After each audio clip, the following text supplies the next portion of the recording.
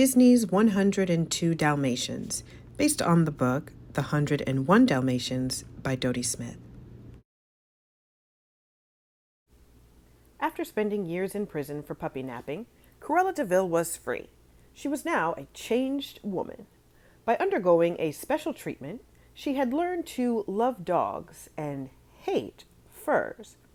Clutching her dog, Fluffy, Cruella ordered her assistant, Alonzo, to gather up her furs and her Dalmatian puppy coat design. Then she had him throw them into a secret room in her mansion. "Lock them away! Bury them beyond sight and memory," Cruella shouted to Alonzo. But had Cruella really changed? Her probation officer, Chloe, didn't think so. It was Chloe's job to check up on the released prisoner. Chloe's Dalmatians were upset, too, when they learned Cruella was free. After all, they had just welcomed 3 adorable puppies into the world. Chloe promised her dogs, Dipstick and Dottie, that she'd be keeping an eye on Cruella. Chloe and her dogs weren't the only ones with worries. Kevin, a young man who ran the Second Chance dog shelter, had worries too. The shelter was closing because it had run out of money. Kevin had several dogs of his own and a parrot named Wattlesworth. The bird wouldn't fly because he thought he was a dog. "Don't worry, everything will be all right," Kevin told his pals. But he didn't know how to save the shelter. Imagine Kevin's surprise when Cruella arrived at the shelter one day.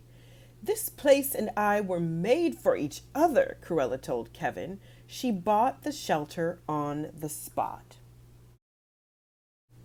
Within days, Cruella had repaired and redecorated the entire shelter. She even came every day to groom the dogs. Kevin was thrilled, but Chloe was suspicious and kept visiting the shelter to keep an eye on Cruella. "People like Cruella don't change," Chloe told Kevin. Time passed.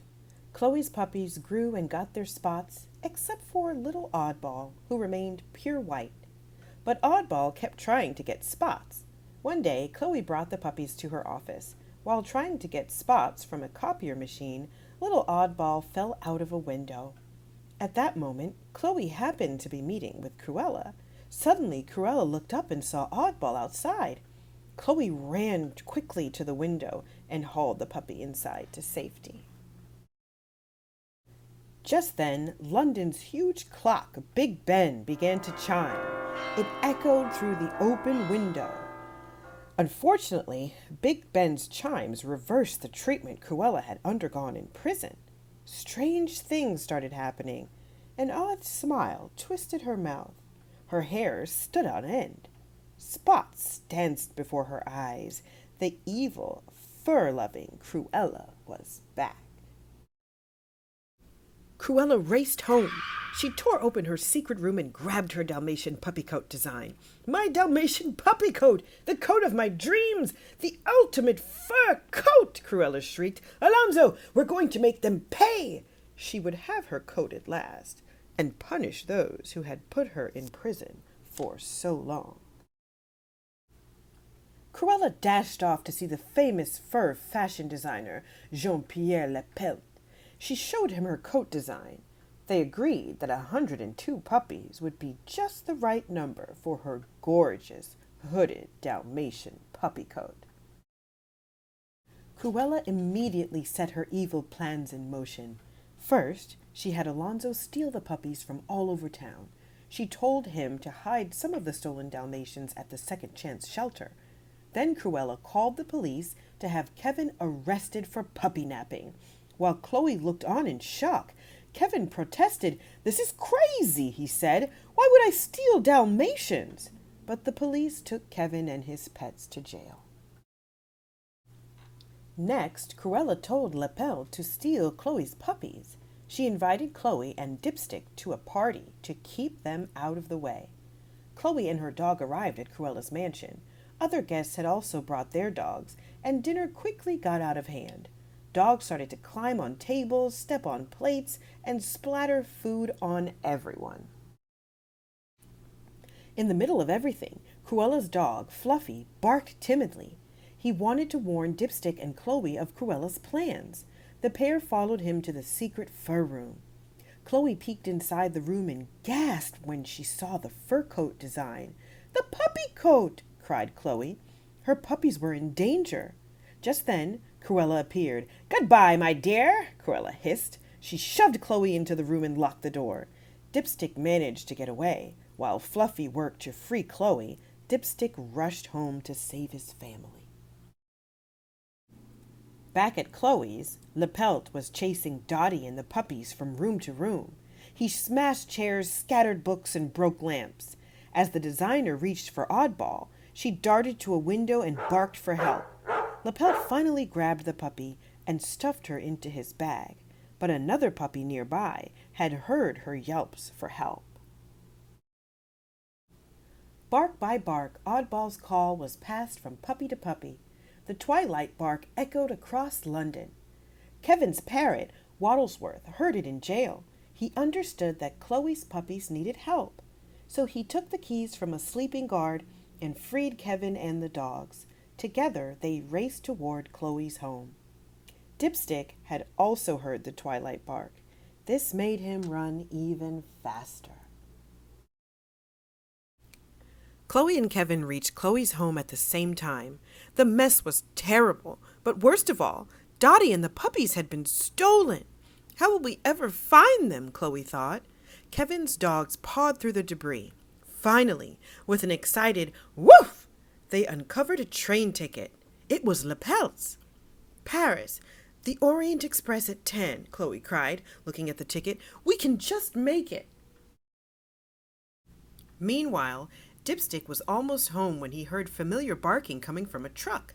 Dipstick knew it was his family. He quickly leapt onto the truck.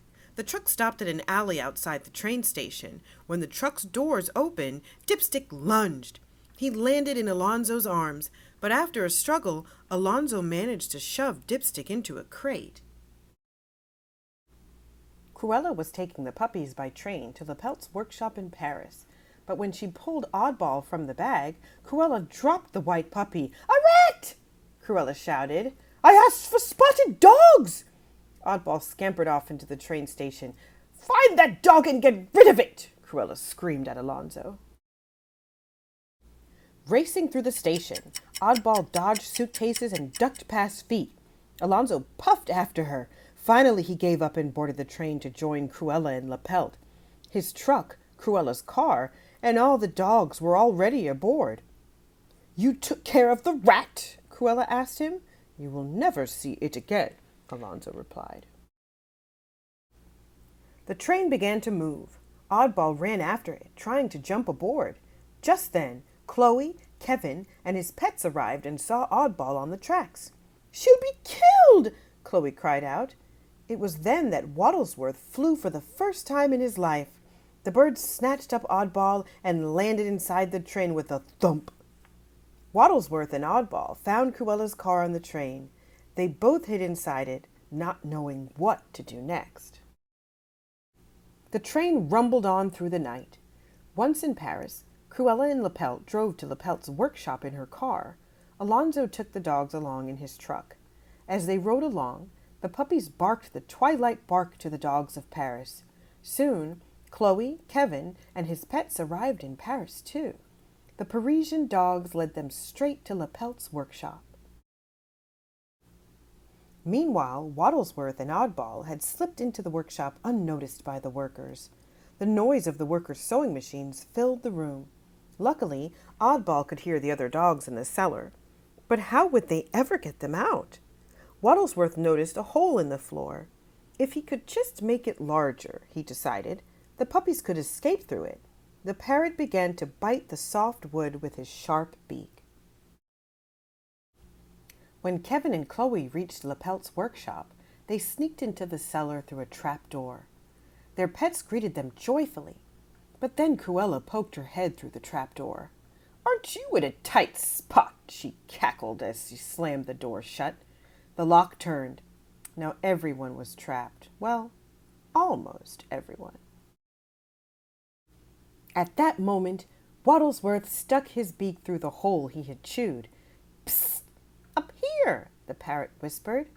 Working swiftly, Chloe and Kevin began passing the puppies up through the hole in the floor.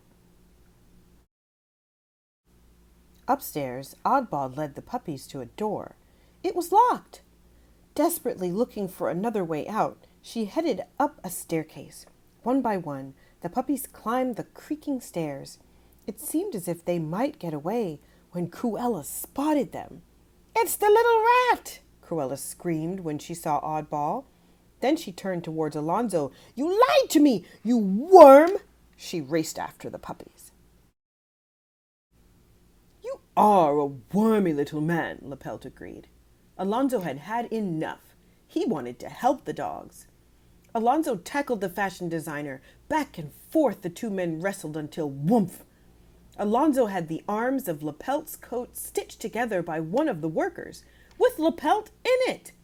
The designer stumbled and fell through the hole Wattlesworth had made in the floor. Lapelt was stuck in the hole.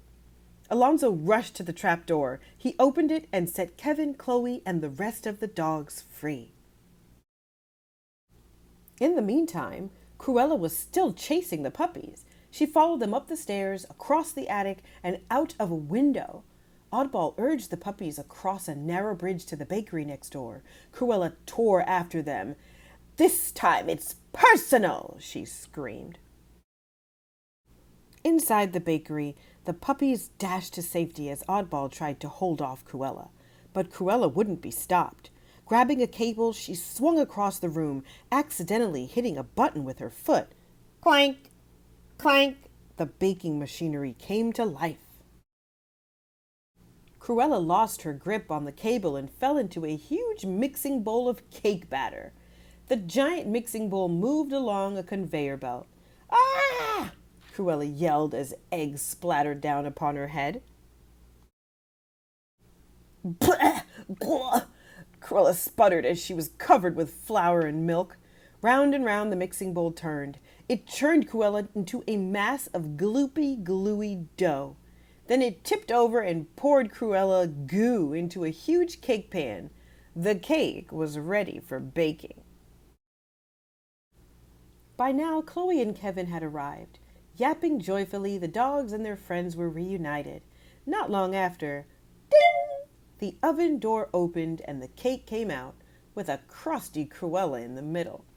Jumping on the tubes of icing, the puppies decorated the Cruella cake. What fun! Outside the bakery, the Paris police were waiting to take a crumbly Cruella off to jail once again. Lapelt was unstuck from the hole and arrested too. Everyone else was soon back in London. A few weeks later, Alonzo and Fluffy showed up at the Second Chance shelter with a big surprise. "I asked if I could have the pleasure of delivering this," Alonzo began. Cruella had been forced to give her entire fortune to the dogs. "Judge's orders," Alonzo added. Everyone cheered. The dogs would be safe now. But little Oddball barked the loudest. Everyone looked up to see her sitting happily in the dog sculpture at the front of the shelter. Soon they could see why she was so happy. The brave little puppy's fur was no longer pure white. Oddball had gotten her spots at last. The end. I hope you enjoyed that story. And until next time, happy reading.